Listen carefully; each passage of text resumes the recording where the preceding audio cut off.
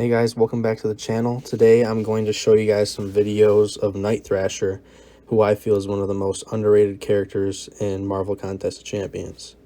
So this isn't going to be a breakdown like a For Dummies video, because I already have one up. This is just going to show his abilities in Act 6, which I just completed because I'm trying to get Thronebreaker ASAP. But he was vital in my Act 6 clear. I used him in all of 6.2, 6.3, and 6.4. He was always on my team. I think there's only one quest that I didn't bring him in.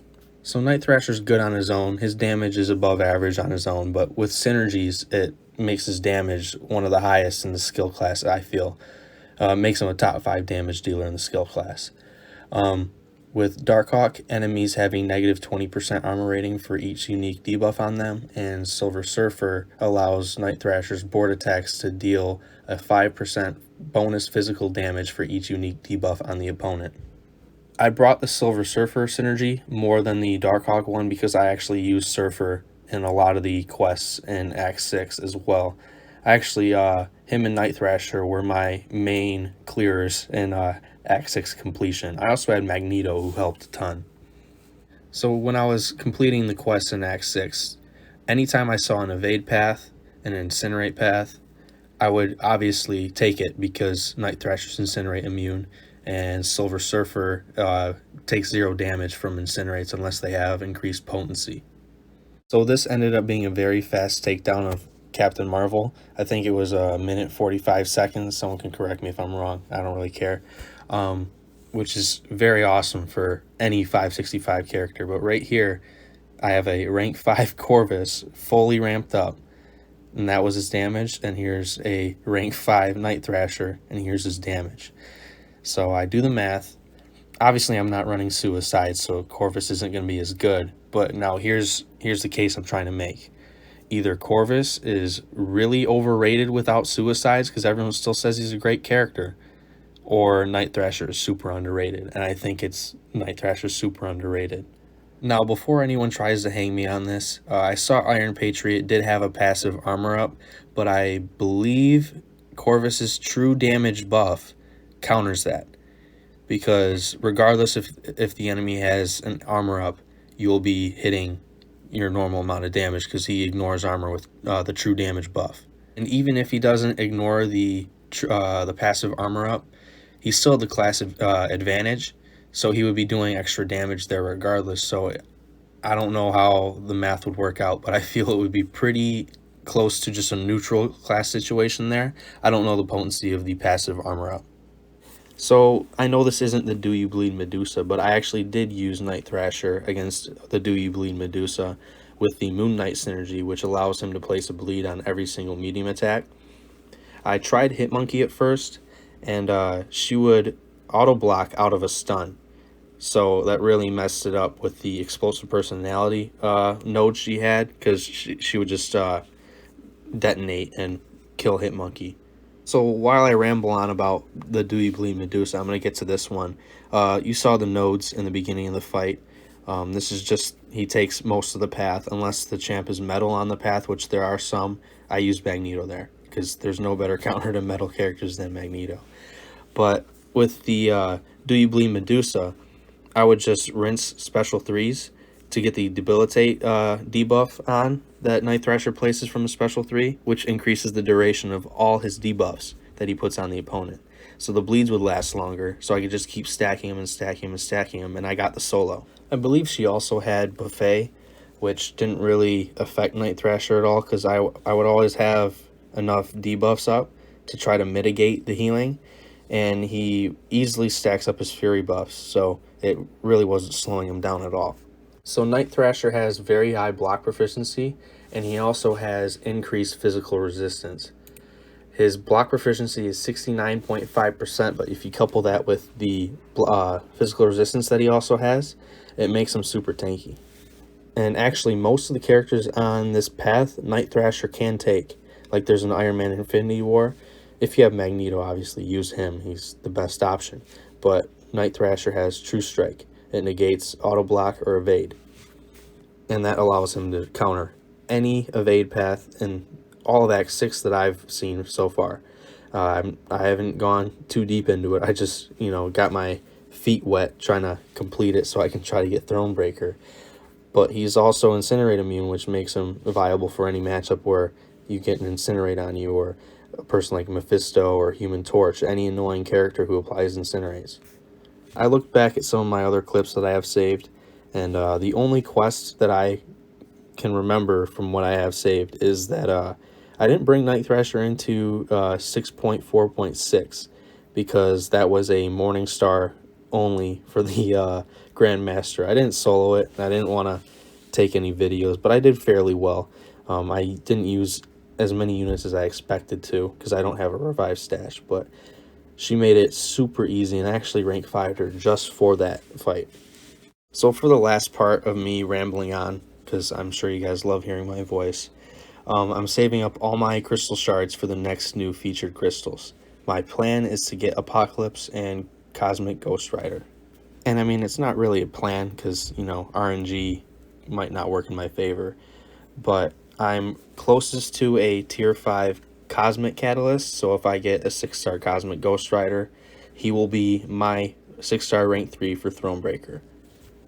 And if I don't get a 6-star, I'm planning on saving close to 250,000 5-star shards for the next feature, which will be in 2 months. Both of those openings I will have videos up. I'm probably going to do some kind of face recording so you guys can see my reactions, and I'll have my little brother in there with me too. But the main reason I'm targeting those two is Cosmic Ghost Rider is an account changing character. I plan on trying to use him in the Abyss and seeing if he could work, paired with some other characters obviously, but he would be my substitute to Aegon, because I don't feel like ranking up and max sigging my Aegon. I just don't feel the investment's worth it. Some people will obviously disagree, but taking him to rank 5, sig 200 just to use him in Abyss and Labyrinth of Legends is kind of a waste to me. Obviously people will disagree because he does it the best, but I think if I can get a 6-star rank 3 Cosmic Ghost Rider, he'll be able to solo more fights with obviously some high skill. And I'm also looking for Apocalypse because he turns terrible characters like Storm or Cable into amazing characters. And Gambit actually got a buff recently. I have the 6-star version of him, and if I get Apocalypse, I will rank 2 my 6-star Gambit, because he's awesome on his own, but with Apocalypse, he has a 100% chance to perfect block when you have 10 kinetic potentials up, and that's just insane. There's no other character that can do that, and the closest character is like Cap Infinity War, and a couple others with insanely high block proficiency. So I'll probably break the 2 openings into 2 different videos, because the 6-star featured crystal changes in a month, and then the 5-star featured crystal changes in 2 months. So with the 6-star featured, I'll probably just have 2 by the time they change. So I'll probably couple that with some Cavalier crystals to, you know, spice up the opening so it's not just 2 crystals, because that would be boring. Then for the 5-star featured crystal opening, I'll probably have enough for like 15, hopefully 20, depending on how generous these new side quests are. I'm at 100,000 shards right now, and hopefully I can get a little bit higher within the next 60 days. But I'm really going to be targeting Apocalypse and Cosmic Ghost Rider. And to clarify with my comment earlier about Aegon, if you're still listening after you heard that, which most people probably won't, I understand he's an insane character. He's the best option for Abyss. I don't like doing things the way other people have done them unless there's no other way. And I think Cosmic Ghost Rider can be the other way. I actually was planning on using Iron Man Infinity War because he could solo most mutant fights in there unless they're immune to Incinerate and Shock, or either, because you could stack up the plasma enough to just melt them down. But yeah, I really don't want to use Aegon. He's just not my cup of tea. He's amazing. It's just like Doom. I don't want to rank 5 my Doom unless I get a gem. He's amazing. I just find him boring to play. But now that you guys have unsubscribed due to my crazy opinions, yeah, I'm just gonna put some music on for the rest of the video, and hope you guys enjoyed this showcase of Night Thrasher, and hope you open your eyes a bit on why he's very underrated, and people should actually give him another look if they've looked him over. So with all that being said, make sure you guys like, subscribe, and there's going to be a Discord link in the description if you guys want to join my Discord group. It's kind of small at the moment, hoping it'll grow a little bit so we can get more discussion going in there, but it's just a place to help people out. If you guys need help, join. If you want to help people out, join. But hope you guys enjoyed. See you guys for the next one.